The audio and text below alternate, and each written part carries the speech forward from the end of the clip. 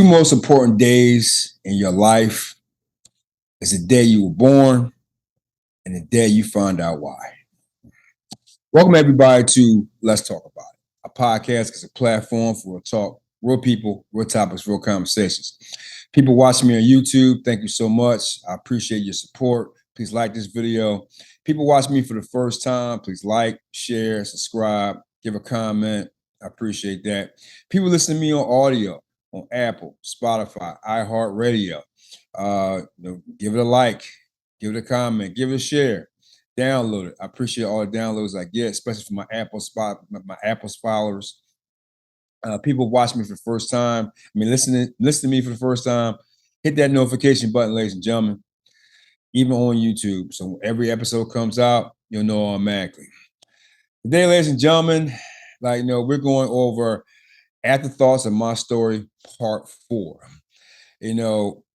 I did my story 8 parts last season. Go back on the archives. I talked about my life from youth all the way up to adulthood, to my 50s. And I decided to go back and react to those 8 parts by putting them in 5. I recorded my first 2 parts, 1, 2, and 3. First part about my childhood, second part about my 20s, third part about my marriage. When I explain these parts, my afterthoughts, I bury them. That's it. I get off my chest. I close my door. Right. Because a lot of people they need therapy or life coaches and stuff like that to deal with their past. No shame against that. No shade, no nothing. Mine is to talk about it. Some people have related to my stories, but every chapter I'll talk about in my life, I deal with it and I close those doors. Because my life past affected me for so many years. But you know what? I'm good now. So those 3 parts in the very beginning are over with. We'll go over my 40s, where I left off in my 30s. I'll explain all like that. Go back in the archives. If you're on audio, if you're on YouTube, go back into it, watch that part. It's very, very good. I had to deal with now being in my 40s. I had to move on. I had to move out. I just got separated, got divorced. I had to move out. I had to deal with being alone after 12 years. I had to think about that. When you get divorced, you have to move out. You leave your family, your house, your home, and you got to go through the process of being alone. That's hard to deal with. At that time, I was like, all right, well, I'm going to deal with it. I'm going to move on my life. At that time, I was saying to myself, I'm going to wait till my kids grow up. I'm going to move to Arizona. I'm going to find me a new bride. I'm going to have some fun. In the meantime, I wasn't thinking clearly. I was more in denial, I think. That's what I'm thinking now. I'm 53 years old, about to turn 54. I had to deal with all that. And then another thing I had to deal with was rebuilding from scratch. Some of us, right, when we go through divorce, the significant other might have the house, either for male, female. You have to rebuild from scratch. I ain't had nothing. All I had was my oldest son's twin bed and the clothes that I wore, my uniforms for work, some dishes, couple of dishes, couple of this, couple of that. I had nothing. I only had a twin bed. I have a couch. I had little, remember those little TVs back in the day? I think it's 32 inches, something like that. That's all I had. So I had to rebuild from scratch. A lot of us, when we get divorced, we had to rebuild from scratch. Went to back in Jersey, we had a lot of flea markets, yard sales. It was a lot of those out there. You get a lot of used shit or people giving away stuff. Right when they found out that I got divorced, I was on my own. That was a tough time for me. Another one I had to deal with was sharing the kids. As a father, I had them on weekends, like how I had Junior back in the day on weekends. But when you get divorced, you be with your 2 youngest kids for 12 years. And you have your other son come over every now and then you have to share the responsibility with your ex. That's tough. It's tough for all of us. I had to think about that. Women go through it, men go through it, we all go through it, sharing, trying to work out schedules, all type of shit. That was a tough adjustment right there. I think like for the first 2 years, I had my kids every weekend. That was good and bad. I mean, kind of messed up the social life a little bit because I really couldn't do it on the weekends because I was working throughout the week. But I adjusted to it. And I mean, right, it made me and my kids closer. I'll get to that later. But something else I was thinking about uh, was learning how to date again and discovering websites. Now, back in the day, websites wasn't as big as it is now. I mean, now you got this, plus people using social media as dating stuff. But there weren't many websites back in the day. This was like what 2010, 2011. So I didn't really know nothing about it. I was married for 12 years. I didn't know nothing about it. Now I was at my job working, delivering, ran to a customer, like, yeah, man, like, no, I'm on this website. I got this joint, I got this joint, I got this joint, this chick. I'm I'm meeting everybody. I'm like, what's it about? He's like, yeah, man, you put profile picture on, you tell what you want. I'm like, okay. I mean, I tried it. I mean, I forgot what's called. It had a fish on it, but put it out there, and God knows, man, I became popular. I was like, okay, well, I mean, I'm meeting all these different females and this and that. But then I had to learn how to meet people for the first time in a long time. It's like not back in the day in your 20s. That was back in the 90s. Like, you know what I mean? Like, no, you meet people in person. And I mean, nowadays everybody meet everybody online. And like, how it is online, everybody put their best picture up. Put their best picture up, they give a best profile. And you have to like go through that. Like, what you want, what you don't want, whatever. But you want to get out there and start dating. So good Lord, man, I was meeting all type of damn people. You know, I don't know how it is now. I don't do it. I don't have to do it. But back in the day, man, I was meeting all shapes, sizes, nationalities. And I was like, you know what? I'm going to have some fun. I'm going to date. I'm going to do everything I can do. And yeah, you know what? Yeah, in the beginning, I was having fun. But I was meeting different people that I didn't know how to react to. You know what I mean? They didn't know how to react to me. And I still was in that mode of like pleasing. Like, you know what I mean? Like basically like whatever they want. Now I'm thinking about it now. You know what I mean? Like because you want someone, you want to date someone, you want this and that.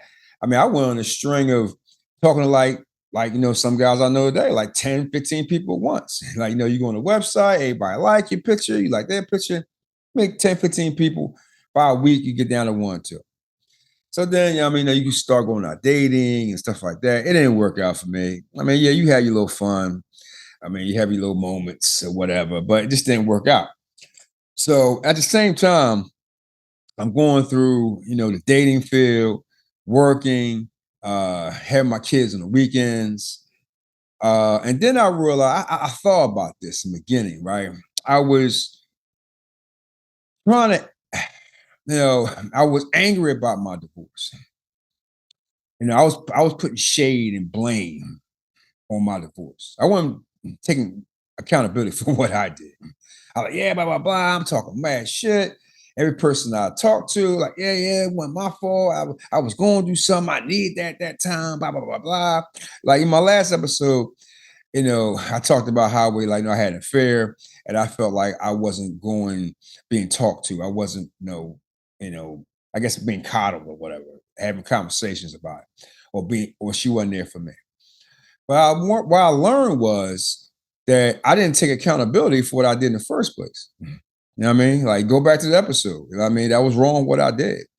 I should have talked to my ex-wife back then and try to communicate more with her. But I didn't. So I was angry about divorce and I was putting shade out there, all that shit.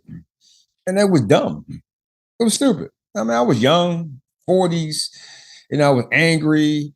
And what I learned was I was angry at myself, but I didn't know it. Because I'm gonna fucked up. I'm not gonna say whatever happened on that side, whatever, but on my side, I didn't take accountability. Like, it took me like years to take accountability. A lot of men go through this, a lot of women go through this. When you get divorced, you're angry. And usually, majority of the time, you blame the other person. They did this, they did this, they did this, they did this, all this shit. Everybody got the blame game, but they never want to look in the mirror at what they do themselves. So I went through all that. And then I got into the whole relationship thing with people. Like I was committing to relationships I really didn't want to be in or ready for. You know what I mean? Doing all that shit. Mm. So, dating other people because like, okay, I didn't want to be alone at this time. I figured that out. I'm thinking I'm liking these women. Not really. I wasn't really ready for it. I wanted to, I still was trying to figure out who the fuck I was. And still angry. I mean, have all type of theories in my fucking head. I mean, a lot of us go through that when we get divorced. I mean, talking to the wrong people, dealing with the wrong people, because you ain't want to be alone. You having fun, all this shit. And I think I learned, and at the same time, right, I was learning. Now, looking back on now, all the bad dating experiences off and on, I was learning how to be a dad and not a father. Because like a lot of times, like, while I was growing up, my parents used to just yell at me or give me ass whoopings, give me beatings. I had to learn how to be a father and talk to my kids, especially my two youngest kids, because I was trying to do better because I didn't do well with my two oldest kids. I know I should have been a better father or even a dad to my two oldest, but I wasn't. I talked about that numerously, episode 2 and 3, now 4. But now I'm learning how to be a dad to my two youngest. Now think about that now. I was more of a dad to my two youngest, but to my two oldest, I was just like basically, I don't know, you might say like a biological father and shit, part timer. Realize that shit now. I wish to God I can go back and erase that and redo it, but I can't. But I had to learn that lesson. I mean, right? I mean, a lot of men go through that, especially when you got multiple kids. Some females go through it too. I had to learn all that the hard way. At the same time, you're going to do dating, trying to be a dad, trying to make it on your own. And it was a struggle for me. I ain't gonna lie. Like financially, I mean, being on my own, you got to pay, you got to pay child support, shit like this and that.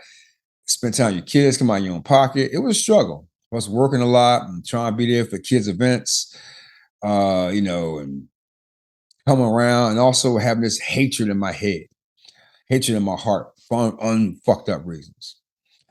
At the same time, like, my son, my youngest son, he's getting better in baseball. So he's going to more travel teams and get more popularity, all this and that. And, I'm looking back on it now.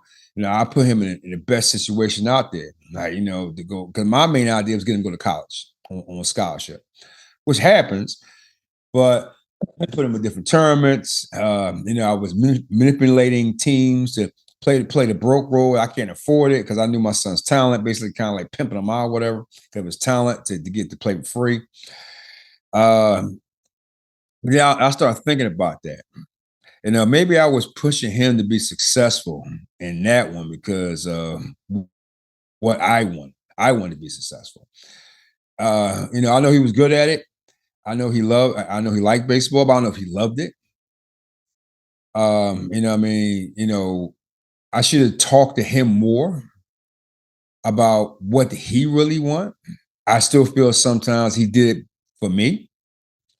I mean, I should talk to my older son more because, like, at this time, he was just a kid just want to play video games and eat. I should talk to him more, and trying to be a dad is very tough. Anybody can be a father, but being a dad and talking to your kids and being there for them, that's the toughest job in the world.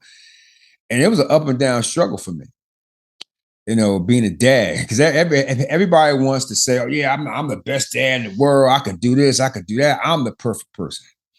Now, everybody claims that shit. I mean, that's that little fake book shit. You know, I'm perfect. I'm perfect. I'm perfect. Not spend enough time with my other kids, like my oldest daughter, and out of juvie. And then she went away for a little bit, start going to other states. Lost contact with her. She was in and out, getting in trouble and stuff like that. I should have been there for her more until she had my first grandson, which I was very happy about. And her and I started rekindling a relationship, like making up for lost time. And I appreciate that because we got better every year as we got along. It was a good time for me. But then after that, all them years, I'm starting to meet fake friends, fake relationships. I was in a lot of fake relationships. I felt like I was back in my childhood again.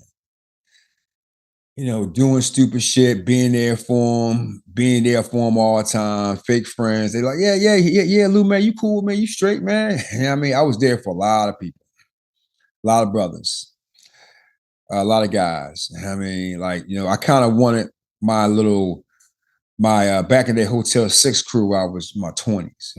Couldn't replicate that. I'm being there for guys. I'm there for them. I mean, I remember I helped out like a couple of dudes right into the job. At my job now, back in Jersey, hooked them up. They basically used me to get a better job, and I offered the shit and I vouched for them, did all this shit, and I got played out. They didn't care as long as I got the job. I was there for other people. Like, if they needed my help, I'm there. But every time I need somebody, they would come up with excuses. But I didn't see that shit back then. I was like, oh man, like no, whatever. I'm always gonna be there for you. Fake relationships. I remember the time right where I dealt with a female, like she lived in violence. I mean, she wanted the opposite of me.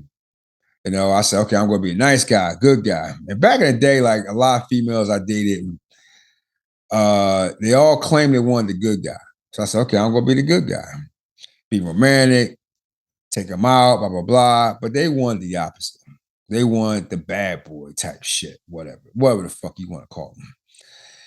And it's one female I liked her a lot, but she kind of used me at the time to get what she wanted. She couldn't get from the other guy. He was just basically smashing her, calling her over, whatever she wanted. She ran to him all the time. But I didn't know this. At the time, I put everything into that, and I got my feelings hurt. It was one of the first times I got my feelings hurt. I said, fuck it, I'm not doing this shit anymore. So, like, I'm navigating through dating and being fake relationships and fake friends and doing shit for them, getting fucked over. Then I'll go back to a person I met, Barb, like I talked about in the story.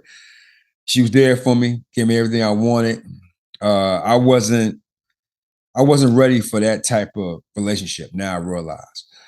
I wanted a certain type of relationship. I want that perfection. I want the finished product.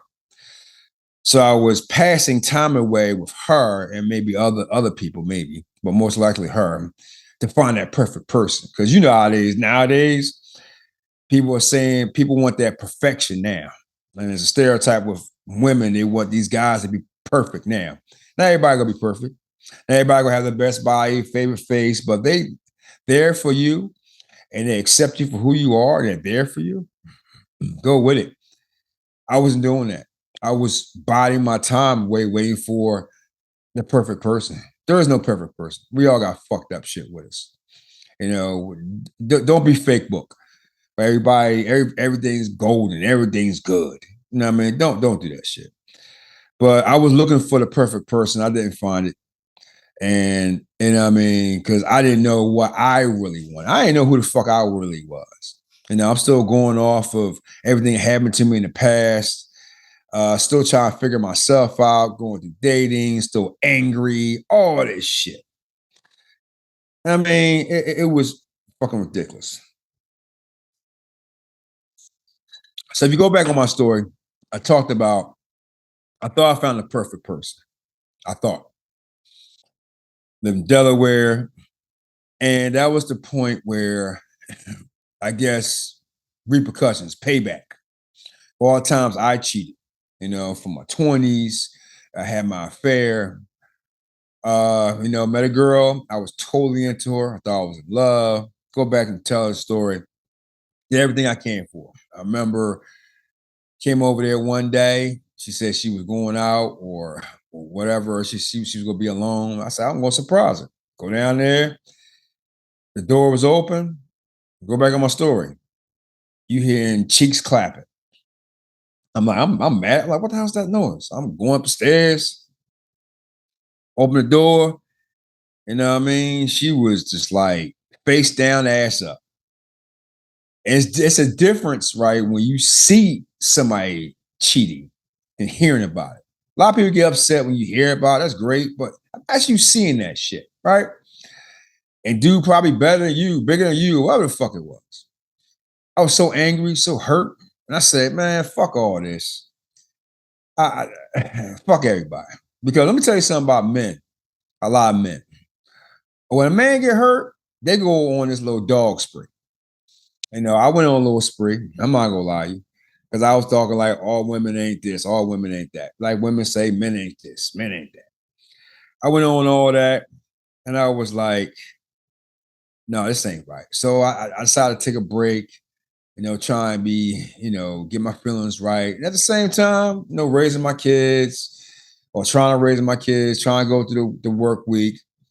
Baseball, life, still angry, having arguments with people. I'm thinking because I'm living in Jersey. I mean, I'm thinking all Jersey people are angry. No, it's just me. I was angry about everything because everything was bad happening to me. I had to learn all that shit, right? Plus, like going through divorce, I want a relationship. Sometimes I don't want a relationship. Yada yada yada. Then I get into the point where everybody's all booed up. You know how it is. Everybody booed up. I mean, you the fourth or you the fifth wheel, or seventh wheel, or ninth wheel. So I meet somebody, she was in law enforcement. I talked about it before. We met each other and we got together. In my opinion, we should never been together. We didn't have that much in common. I think we both was searching for a relationship and we just settled for each other. That's just my personal opinion. Even got engaged to her. Because I guess I didn't want to be alone. She didn't want to be alone. That's just my opinion. I don't know how she felt. That was a mistake, but she's a good person.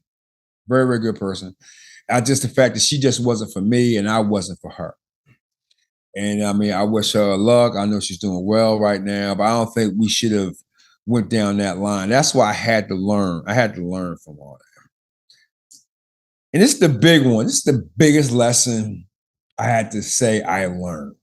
Hold on a second. The biggest lesson I had to learn was the biggest test of my life. Now, looking back on that, I had to learn how to deal with a new man around my kids. For men, that's fucking tough. Very, very tough. That's a tough deal to deal with. You know what I mean? You got males with testosterone, big dog yard, all that shit. Didn't work. Didn't start off right. Didn't start off right at all. You got to worry about the jealousy over that. And I was in denial. And I know there's some people out there like, oh man, he's jealous. I heard it all. Trust me. Probably still hear all to that. He's jealous of her going on with a man she loved, blah, blah, blah. He just jealous. He's jealous. Well, you're right. I was jealous. But I wasn't jealous about her going on with a new man. Trust me, that was not the case. I was jealous about another man being around my kids, and I can't be around my kids like that all the time. That's something hard to overcome. With anger, testosterone. Well, I'm just speaking for my side. I ain't worried about the other side. That's something very difficult for a man to deal with. I don't know how women feel about that. For a man, when a new man coming to your old yard and pitch a tent and like this is where I reside now. Your kids live there.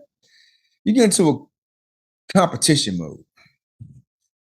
I was just angry, more angry, having fights, all this bullshit, arguments, all stupid arguments. You know what I mean? Instead of handling it like a man, trying to have a civil conversation, not be territorial, or whatever it is.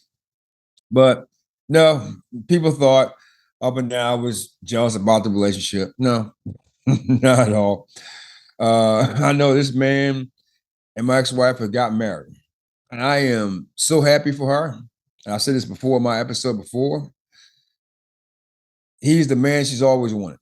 I was not the man for her.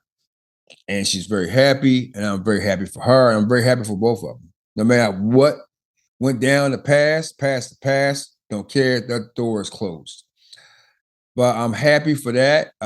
Cannot say nothing bad. Treated my kids very well, with respect, the way I understand for my kids.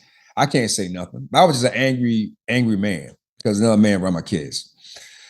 There was no disrespect from this man to my kids, so I can't say that. So I appreciate that. I wish it was handled differently, but it is what it is. Everybody's happy. Everybody's moving on with their life. But that's something I had to realize that, especially like for men out there, if you do get divorced and another man comes into your old yard, try to have a civil conversation. Testosterone gets in the way. Yeah, you don't know how that dude is, and that dude don't know how you are. And you know what I mean? You know what? Maybe the female's putting some little shits in there. Just like if it's another woman, if you a woman and another way, and like your man got another woman with kids coming around you. You don't know. Just have a conversation with the other woman. Sometimes tempers flare, but we have to be adults about the conversation because all the arguments and all that shit like that don't do nothing because it affects the kids. Especially my kids were young back then. It affects the kids. Affects the kids in a dirty ass way. And what can make you look like an asshole. And maybe it did, but who cares? I mean, people called me an asshole. People think of all type of shit about me. I don't give a fuck. But I had to learn how to deal with that. And that was a tough time for me dealing with that right there. I had to go through all that shit, going through anger issues and stuff like that, meeting the wrong people, being betrayed by people, trying to figure out my life. Do I want to be alone? Don't want to be alone. Dating the wrong people, put myself in different situations. A lot of stuff I'll talk about, a lot of stuff I don't want to talk about. Trying new things, experimenting with new things. It was a wild ride, and I mean, I tried a lot of different things. I did lots of things. That's why I learned I had to start traveling around. I had the best vacations with my kids, best vacation solely. Going to California, Arizona, across the country, drive across country, going to Europe. I mean, start living life. Especially go to Europe, man. That's a whole nother animal over there. They live differently over there. But I started to slowly start to do me. And then this is the point where I meet my second ex-wife. Navigating through that, where I thought I was ready for a change. I thought I was ready for a relationship. Now I give her credit. When we met each other, we was engaging, we was talking every day, different time zones. This is when she lived in Arizona. I mean, when my son went to college out there. It was good conversation. It was good times, but it wasn't enough communication. I give her credit. We dated for a lot of months. We visited back and forth with each other, but you still don't really know each other. That's the point where I learned tough conversations have to be asked and had about what you want, what you don't want, who you are, what you will deal with, what you don't want to deal with. Everything's not going to be all butterflies and glory all the time. I feel, in my opinion, we did not have those tough conversations. I feel we both was caught up in the moment. We cared about each other. I'll never forget, she gave up everything to come to Jersey and live with me, and we got married. You know, you gotta respect that. But it's one thing I think we made each other the wrong time in our lives because we both was not over our past, and we both brung our past into the relationship that we had into our marriage, and we thought, and this was my opinion, I can't speak for him. I'm thinking that we both, or I thought marriage would fix everything. I was wrong. Communication does that. Taking time out for yourself, that fixes everything. You know, knowing yourself, looking in the mirror and taking accountability, that fixes yourself.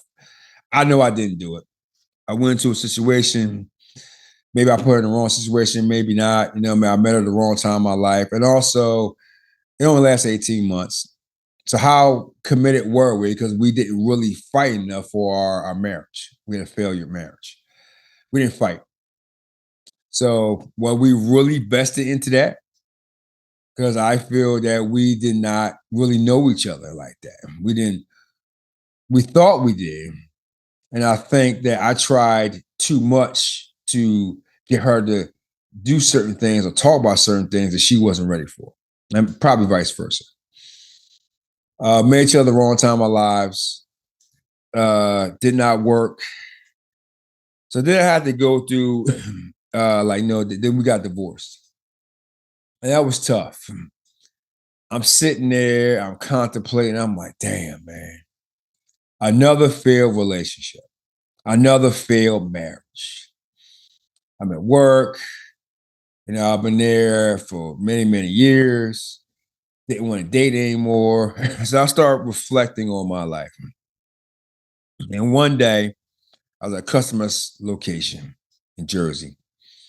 Old guy came out of nowhere. He's like, yo, you okay? I was like, nah, no, I'm going through some shit. For some reason, like we was right near a mirror. All right. He turned me around and said, listen, who's that? I'm like, what the fuck are you talking about? Who's that? I'm like, who was that right there? So it's me. Who is me? I was like, Lou. Well, who's Lou? And for that second, I could not answer that question. I didn't know who the fuck I was. Was I that person that wanted to please everybody? Was I that person that was angry at everything? Was I that person who wanted to be accepted? Am I that person still doing my childhood shit, doing dumb shit? Was I that person who said who wanted a relationship, who didn't know how to handle one? Did I know who Lewis Jenkins was? I don't know. Maybe I didn't. But it hit me so fucking hard. I was like, damn, he's right. And I swear you, I turned my head, this motherfucker gone. He like Space Ghost. He ghosts. I'm like, what the fuck is this? You know what I mean? Like, who is this shit? So maybe it was meant for me to meet this person. So I decided to, right, because at the time I was married, her and I was gonna go, we was gonna move away from Jersey. And I already committed to Nevada, go to transfer jobs. But sitting there for months, trying to reflect and see what I was going to do, I said, no, I'm not doing it. I said, Florida, why not? I always want to go to Florida, maybe Arizona. Then all of a sudden, it came up to Colorado. For some reason, I don't know why it was Colorado, but it came up. Never been there before, never set foot in that damn state. I looked it up. All I know is that the diversity level was not the same. It was like 81%, or I think it was 83% white, only like 4% black, and the rest was Hispanic. I like, do I want to put myself in that situation? There's no diversity there. But I was like, fuck it. You know what? The money's good. I need a change. And next time, ladies and gentlemen, when I end all this, I'm going to talk about from when I went to Colorado, all the way up to where I am now. The biggest life lessons I learned that actually saved my life. Because I had to think about all that shit from Jersey, from Part 4 and being born in Philly and doing this and doing that. And there's one thing, last thing I'm going to say. People going to say whatever they want. I had to think about that. People talk shit. People will say whatever they want to say. They go feel whatever they want to feel. Don't matter. You know, why are you doing this? Why are you doing that? Blah, blah, blah. Nah. You do what you want to do. You do what makes you feel right. You want to talk about it? Talk about it. You want to do it? Do it. Don't half-ass it. Go full in. Go full in. Like I said in the beginning, the two most important days in your life is the day you're born and the day you find out why. And I found out why when I went to Colorado. Thank you, ladies and gentlemen, for joining me on this ride right here. Stuff that I thought is my afterthoughts of my story, part 4. That chapter in my life is closed now. You know, please like, subscribe, comment, share. When I talk about these things, I'm closing my chapter in my life. I'm closing it. I'm done with it. I'm good with it. No matter what people say or not say, it doesn't matter. I'm good with it. Because guess like I said, I got 3 rules I follow. If you ain't paying my bills, you ain't feed me, or you ain't, you know what I mean, fucking me, I don't give a damn what you say. Seriously, dead ass. Everybody have a good day, good week, and we will see you next time on next episode on Let's Talk About It. Peace.